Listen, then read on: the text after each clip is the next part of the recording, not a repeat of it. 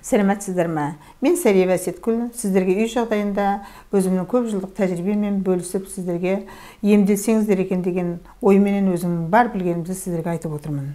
Енді бүгінгі жағдайда, мысалы, су ішу туралы өткенде айттым. Бірақ әр ауруға қалай су ішеміз, сол туралы айтқым келіп отыр.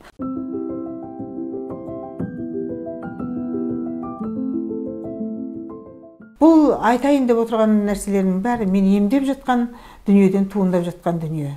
Өйткені келген кісілер қандай аурумен келеді, қандай ауруға қалай ем жасап жатырмын, соған байланысты менде ойыма ой туып, осы суды әр ауруға қалай ішеміз деп айтқым келіп отыр. Мысалы, адамдарда болады, бүйрек ауырады, простатит аурулары болады. Бұл ауруларға өте суды көп ішу керек. Тіптен сумен жазылады десе де болады. Су сіздің бүйрегіңіздегі қалдықтарды, ішектегі қалдықтарды, жаңағы простата железіндегі, бездердегі қалдықтардың барлығын сумен шығарып отырады. Бірақ әрине су ішкенде көп жүру керек болады. Сіздер суды іштіңіздер, ешқандай қимыл жасамай отыра берсеңіздер, ол сіздер шығара алмайсыздар. Қайта сіз ісінесіз. Адам қанша тамақ жесе, қанша су ішсе, сонша қимылдау керек. Соншалықты энергияны жоғалту керек. Сонда ғана сіз дұрыс су ішу жолы болады. Дұрыс тамақтану жолы болады. Және де, мысалы, су ішкенде кейбір аурулар болады, цирроз аурулары болады. Өкпесіне су жиналған аурулар болады. Бауырына су жиналған, өкпесіне су жиналған, тіптен жүрекке де су жиналған жағдайлар болады. Ішектерге де су жиналған ауыр науқастар болады. Ауыр аурулар, былайынша айтқанда. Олардың барлығына бірдей су іш деп айта алмаймын. Өйткені ол суды онсыз да шығара алмай жатыр денесінен. Ал сіз қайттан оны су ішетін болсаңыз, ол су үстіне су тола береді да, сіздің шығуыңыз өте қиын болады. Ол жаңағы іштегі суды шығаруыңыз қиын болады. Сондықтан әр ауруға біліп су ішу керек болады. Мысалы, асқазан ауруларына, асқазан аурулардың өзіне суды жаңағы қарап ішу керек. Мысалы, асқазанның түгі кеткен деп айтамыз ғой қазақша. Жаңағы ішіндегі слиздер азайып кететін жағдайлар болады. Тіптен атрофияға баратын жағдайлар болады да, асқазан құрғақ болып тұрады. Ондай жағдайда сіз суды бірден ішсеңіз, сізге жақпайды ол. Өйткені асқазаныңыз одан ары қарады. Сіз кішкентай тамақ ішіп алып, тамағыңыз сіңгеннен кейін барып су ішсеңіз, сонда ғана пайдалы болады. Ал ондай жағдайда, мысалы, асқазан ауруында қырып кеткен жағдайда, анандай жаңағы сөлі азайып кеткен адамдарды, ол көбінесе жастарда да, үлкендерде де кездеседі. Қазір өте бұл ауру, асқазанның сөлі азайып кету өте жасарып кетті десем болады.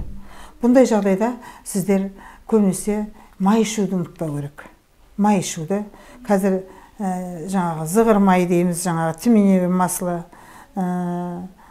омега-3 дейді, балықтың майлары, сондай майларды күніге ертең-ерте бір қасық ішіп отырсаңыз, сіздердің асқазандарыңыз қалыпқа келеді. Және ішектеріңіз запор болмайды. Үлкендер көп уақыт жүріп қалмайсыздар, мысалы, шыға алмай. Күнделікті, адам күнделікті қанша су ішсе, соншалықты су шығу керек зәрменен. Қаншалықты тамақ ішсе, соншалықты қақ шығу керек ішіңізден. Өйткені іште қалдырған у сізді интоксикация береді. Сіз оған уланасыз. Сіз уланған сайын оның кейін ауру меңдей береді. Оның кейін басқа да кішкене суды, мысалы, давление өте жоғары адамдарға суды өте көп ішуге болмайды. Ондай жағдайда сіз давлениесі көп жағдайда көк шайды араластырып, болмаса шөптерді, жаңағы шөптердің қай қайсысы болмасын, қай шөпті ішем дейтін болсаңыз, қай қайсысы болмасын, мочегонный болады. Сізден бойыңыздан су шығаратын жағдай болады. Сондықтан шөптің қай түрін ішсеңіз де пайдалы. Мысалы, давление болатын болса, көбінесе жаңағы долананы демдеп көп шай ішу керек болады. Термосқа демдеп қойып, соның суын ішуге болады. Су орнына, ол да суға жатады. Мысалы, долананы ішетін болсаңыз, сізге денсаулығыңызға пайдалы әрі сіздің жаңағы бойыңыздағы суды шығарғанға да, қаныңызды сұйылтқанға да көмек беріп отырады. Мінекей, қанды қалай сұйылтамыз деген адамдардың сұрақтары өте көп маған. Сондықтан қанды сұйылту жолдары, осының бәрі қан сұйылту жолына жатады. Қанды тіптен маған көбінесе сұрақ береді. Мен қаным қою, менің болмаса давлением бар, менің болмаса ішкі құрылысым ауырады, соған қандай дәрі ішемін деп сұрайды. Біздің елде дәрі деген химиялық дәріні ішу өте әдетке айналып кеткен. Дәрігер берсе берді, берсе жолынан, бермесе қолынан дегендей, барамыз аптекадан аламыз да өз бетімізше дәріханадан алып емді жасай береміз. Ол дұрыс емес негізі. Дәріге көп сүйенбеңіздер. Тіптен давление өте жоғары болған жағдайда болмаса, аз ғана давлениенің өзіне, мысалы, су ішіп, көп жүріп, жаңағы шөптің түрлерін ішіп, сөйтіп те давлениені түсіруге болады. Қанды сұйылту. Сіз қанды сұйылтсаңыз давлениеңіз жоғарыламайды. Әрине жүректе ақау болса, баста ақау болса, сосудистый аурулары болса, онда әрине давление жоғары болады, болмайды емес. Бірақ дегенмен жеңіл-желпісін шөппенен, суменен, көп қимыл әрекетпенен түсіруге болады. Сондықтан әр уақытта қимыл әрекетте болайық. Қимыл әрекетте болайық. Шөпті жаңағы біліп ішейік, суды біліп ішейік.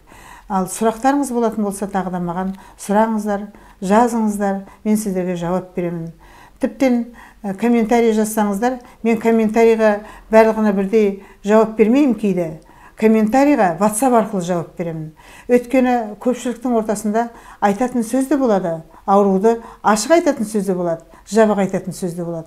Сондықтан комментарийға мен бірден ондай жағдайда WhatsAppқа жазыңыздар деп жазамын. Сондықтан оны сіздер түсініп, солай қалпында WhatsAppқа жазсаңыздар, мен WhatsAppқа сіздерге жауап беруге әр уақытта дайынмын. Сұраңыздар, ауырмайық, қанымызды сұйылтып жүрейік, іс-әрекетіміз көп болсын. Жаңағы дәріге сүйенбей, бір мезгіл өзімізге өзіміз сенейік. Өзімізді өзіміз сеніп шығаратын болсақ, ол түп санамызбен шығаратын болсақ, онда әрқашанда сіздерге ауырмайсыздар, бойларыңыз жеңіл болады, жасарып жүресіздер. Қазір жасаратын барлық жол бар. Барлық жолды істесеңіздер болады. Сондықтан қазір біз, мысалы, бұрын 60-70-тегі кісілер өте кәрі көрінуші еді. Қазір 60-70-тегі кісілер жап-жас болып көрініп тұр. Ол ненің арқасы? Ол сіздердің өздеріңіздің күтім жасағандарыңыздың арқасы. Сондықтан өздеріміз бойымызды күтейік, өзімізге өзіміз сенейік. Әр уақытта үй жағдайында да емделіп, жаңағы көбінесе өзіміздің тіршілігімізге көңіл бөлейік та, емделгенде үй жағдайда емделіп алуымызға болады. Сіздермен мен әрқашанда ой бөлісуге және емнің түрлерін айтуға әрқашанда дайынмын. Каналға жазылуды ұмытпаңыздар.